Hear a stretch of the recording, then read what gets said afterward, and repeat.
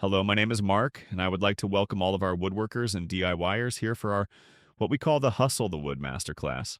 For those who don't know, when I say hustle the wood, I mean hustle the woodworking, making that side money or full-time money doing woodworking.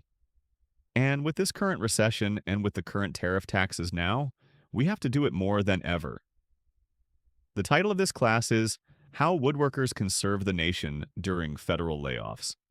How we as woodworkers can take advantage of what is going on now with the mass firings of federal workers, with about 15 to 20,000 of them being woodworkers. This is going to be a long class, maybe 2 or 3 parts to it if we are lucky, but we want to pack this class with a lot of value for you.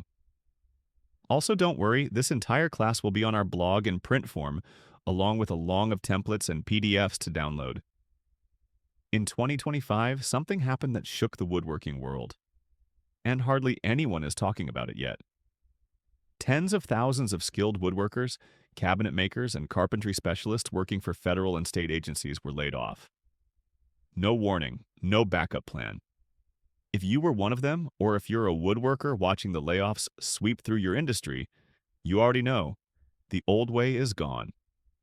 But a new way is opening up. Because in the wake of these mass layoffs, government agencies aren't abandoning their woodworking projects. They still need repairs. They still need restorations. They still need skilled hands to maintain America's parks, schools, courthouses, and historical sites. But instead of hiring full-time employees, they're contracting the work out. And that means an enormous hidden opportunity for independent woodworkers willing to step up. If you know how to frame a wall, repair a bench, craft a custom cabinet, or restore historical woodwork, you could bid on local, state, and even federal projects as your own business. You could become your own boss and take the first step toward true independence. In this class, I'm going to walk you step by step through how to set yourself up as an independent woodworking contractor, find real government jobs available right now, submit simple winning bids, even if you've never done it before. Use our massive woodworking plan collection to stand out fast. This is your time. Government departments need reliable craftspeople. The only question is, will you be ready to answer the call? What is an independent contractor? And why it's your golden opportunity right now? Most people think you have to be a massive company to land government contracts. Wrong. In fact, in 2025, the government prefers small businesses and individual contractors for many woodworking projects. An independent contractor is simply a self-employed person who offers services to clients, in this case, local, state, or federal agencies, without being hired as an employee. You stay your own boss. You set your own rates. You decide which jobs to take and which ones to pass. What makes you attractive to agencies?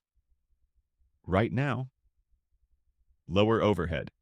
Agencies save money hiring you versus bringing on a full employee with benefits. Specialized skill. As a woodworker, you bring real-world hands-on experience, a highly valued skill for restoration, repairs, custom builds, and maintenance. Flexibility. You can work per project, short-term or long-term depending on their needs. Key difference. Employees are tied to a single department with a set salary. Contractors get paid per project, often at higher rates, and can work for multiple clients at once. Imagine this.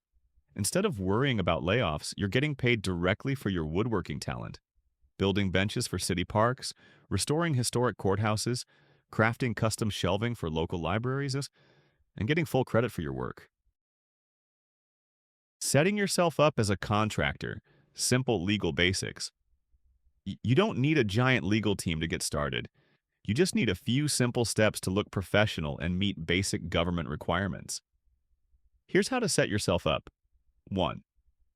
Choose a business name. Pick something simple, memorable, and professional. Example, Smith Custom Woodworking or Heritage Woodworks LLC. Pro tip, avoid names that sound too casual. Bob's Cool Stuff. It looks better on official forms to sound trustworthy. 2. Get a business license. Depending on your state and city, you may need a local business license. Usually costs under $100 and can often be done online in under an hour. This lets you legally operate and bill agencies. 3. Get an EIN, Employer Identification Number. Even if you have no employees, getting an EIN from the IRS takes 5 minutes online, makes you look more official, and protects your social security number on invoices. Go to the IRS website and search Apply for EIN Free. Never pay a third party for this. 4. Open a separate business bank account. Don't mix personal money with business payments. Open a simple checking account under your business name. This will help with taxes later and looks more professional to clients. 5. Optional but powerful.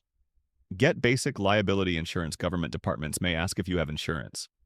Basic handyman general contractor insurance can cost $30 to $50 a month.